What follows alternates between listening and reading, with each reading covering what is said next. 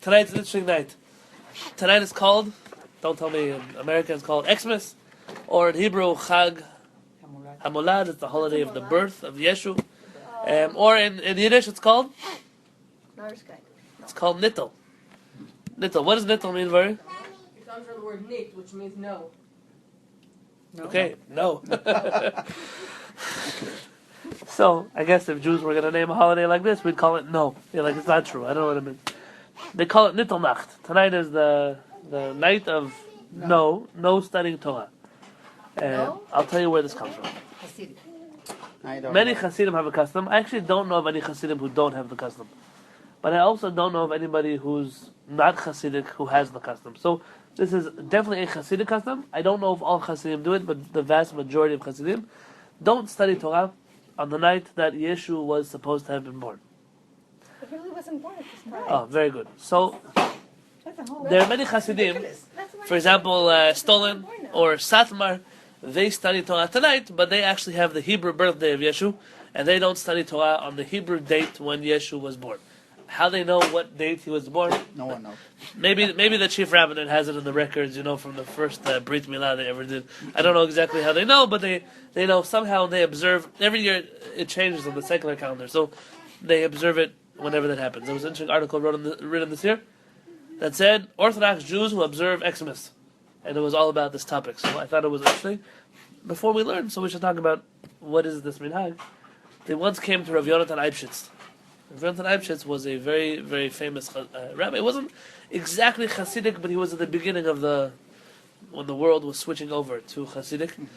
He was accused falsely by Rabbi Yaakov Emdin for being a follower of Shabtai Tzvi. Yeah, the Yabetz, very good. The Yabetz fought Rabbi Yonatan Halevy his whole life. Their whole life they fought.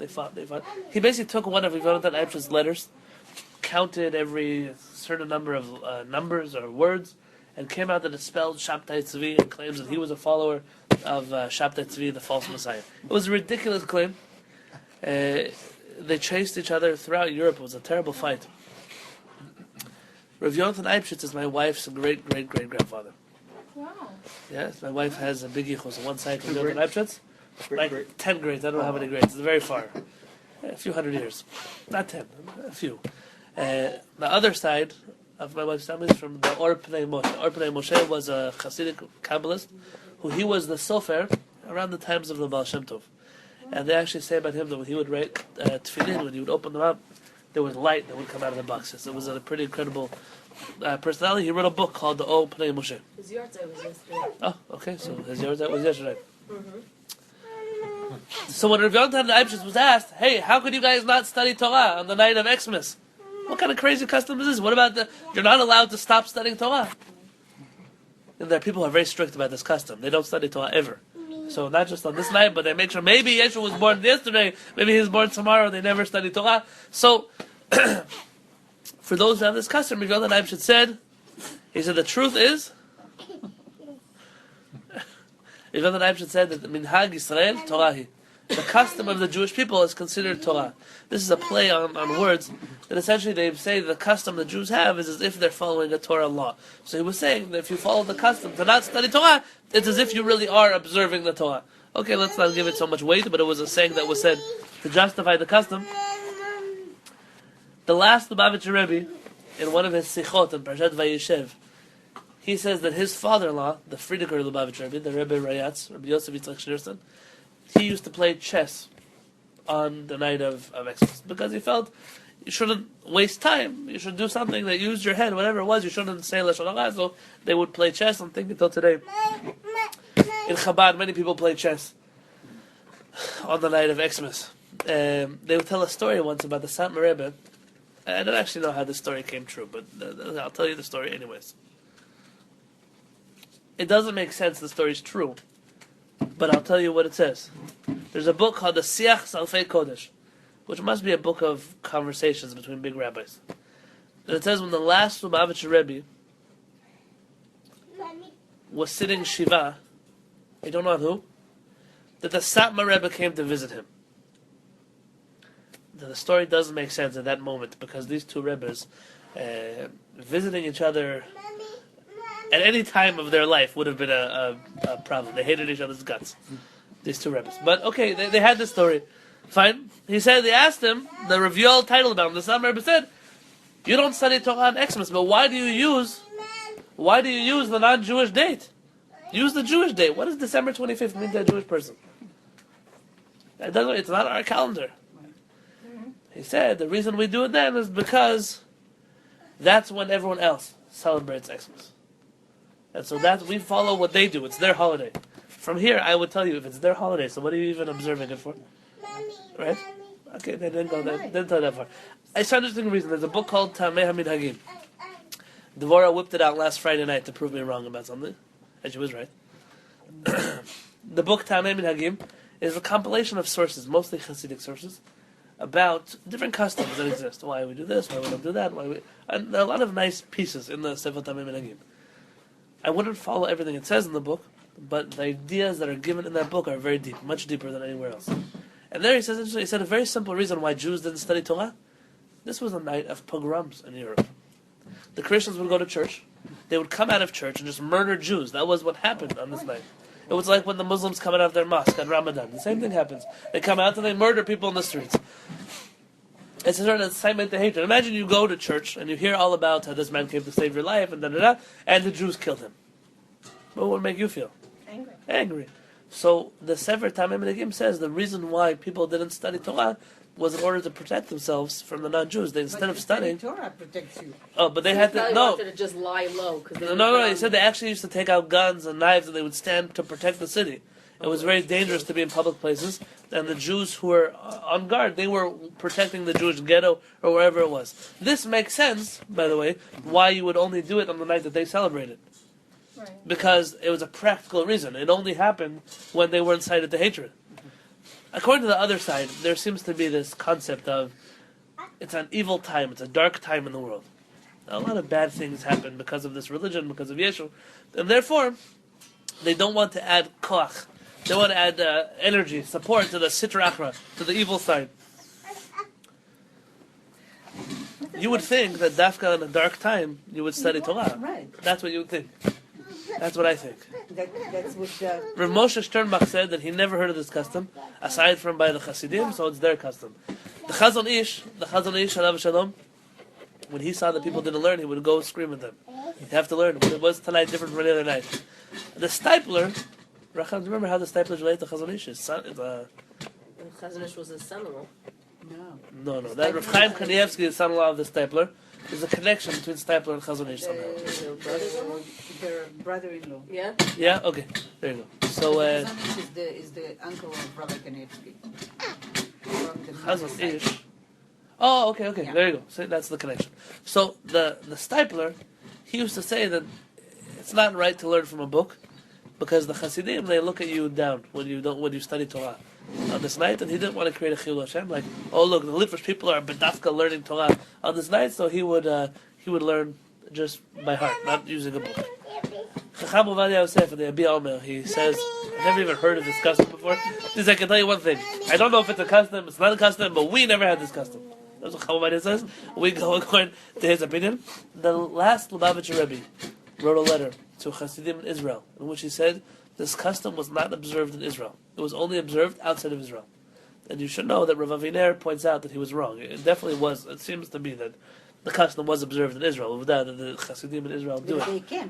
They came from there. But Rav Aviner said, in any case, it's good to rely on his opinion. And you're in Israel, you don't have to keep this custom anymore. Let's say that those who have this custom, the Lubavitcher Rebbe used to always stress, it lasts until midnight. So you shouldn't be strict. It doesn't go until 1 o'clock in the morning. It doesn't go until tomorrow morning. So you should stay up until 12:30 and then go study Torah again. Make up the hours that you lost. For us, it's not our custom. So I'm going forward. I just wanted to share with you that this custom does have sources. It's not a crazy custom. It's just not one that we follow. And you're allowed to make such a decision. It's not a custom that we follow. They actually tell a story about the Stipler that he once was studying Torah on this night, and a Chassid came to him, oh, Rabbi, why are you learning Torah? And he actually closed the book. He said, I'm sorry, I didn't realize tonight was December 24th. He said, I didn't know. The Stipler. Yeah, if you ask Rav Peretz, what date is it today? Jewish, He doesn't know. He doesn't know. Rav Peretz doesn't know the secular date. Not only the secular date, I'm not exaggerating. Our parents doesn't know what year it is in the secular calendar. He doesn't use it. He doesn't see it. He doesn't know what it is. Sometimes he would ask us, you have to fill out a form for like government paperwork. He would ask us, can someone fill out this part for me? I don't know how to do it. If we're so, if some Jews are so concerned about December 25th as a night not to study Torah, then there are certainly other significant than the night, Kristallnacht, the night that Auschwitz was built. I mean, there's so many other really bad, auspicious days. Why are we picking just this one? There's a teaching from the Baal Shem Tov. The Baal Shem Tov says that when you see a galach, a priest, you should say he doesn't have any power. He doesn't have any strength. Like he can't do anything bad to us. You have to understand how this works. I can only look at it from a societal point of view. Sociological, would that be the word? I can't look at it from a halachic. Halachically, this whole custom has no standing. You don't find any other precedent to it. The only closest precedent I could find is there are certain things that the Mekubalim don't do at night, for example, because it's a time of judgment. But okay, I have my theories to where this came from, but I'm not getting into it now. On a social level, if you were a Jew living in a ghetto in Europe, the epitome of evil, the darkest, blackest, most terrible thing is not just Christianity, but what the Christians did to the Jews constantly, all the time. What about the Muslims, the Jews too? So the approach is the Litvish lived also in Europe in the ghetto, the same as Hasidim. I mean, so then why did this custom not develop by them? right. Because I think it had to do with what you said before, Kabbalistic reasons, which the Lithuanians do. That's why I was telling you the completely teaching of the Baal Shem disregard. Tov. So when you ask a Sephardic rabbi about a priest, he'll tell you, what do you want from the priest? The priest is some idol worshiper. Of course he doesn't have any strength or power. He believes in a rock, or he believes in a piece of wood. What do you think he's going to have over you? It seems to me that especially the Hasidim, believed very much that the Christian priests were not just idol worshippers, but a sort of sorcerers, or dealing with black magic and such things. There's an interesting story about the Bach. The Bach, the Bet Chadash, Rabbi Yonatan Halevy, on the Tur Shulchan Aruch, he actually has a story about a man who was Jewish, who almost became the Pope. He knew all kinds of things in Kabbalah, and he put spells on different people. And this belief comes out of a place that when I look at a church, I look at it like an office building. What is so special about this place? They come there, it's a misguided form of worship of Hashem. That's how I look at it. The same way I look at a mosque, the same way I look at everywhere else. It's people who think they're connecting to Hashem, but it's misguided. So I don't look at it and say, oh, it's impure, it has black magic attached to it. I'm not afraid of it. I wouldn't go there. I'm not allowed halakhically to go there. But I'm not afraid of it. I don't fear it. In a world where you deem this religion to be the source of all evil in the world, and you deem this belief to be the most anti-Jewish belief, attacking monotheism, the belief in one God, you probably would attribute to this belief system a lot more than just an office building. You would actually see it as the forces, the Kehillat Tumah, the forces of impurity. And it seems that there are many customs that developed around this. We didn't have this problem. I don't know. It could be the priest once upon a time were like serious caliber philosophers and theologians and magicians. It could be. But today, your average priest, I don't know, he gets a degree online or whatever. Like, it's not. You're not talking here about world-class religious clergy. It could be our perception of Christianity has also changed. I don't understand the custom fully. I just felt that it was fitting to give the introduction that some people tonight have a very different approach about what to do. So why do we say Xmas? I mean, what are we really doing when we're not saying it? They would like to say the word Christ means the Messiah. And so you don't want to, you can call him, let's say, Jesus, but you don't want to call him Christ because then it means you think he's the Messiah. I don't know. There's also an idea not to mention Avodah Zarah by its name, to make fun of Avodah Zarah a little bit. They call him Yoshke or Kratzmach. Someone wished me today a Freilich and Kratzmach, which means like a happy Xmas, but like in Yiddish. So I thought it was funny, but like I wouldn't wish that to my in-laws because they'd get severely offended. It's a hot topic in the Ashkenazi traditional community. This is a hot topic. Christianity is a big deal.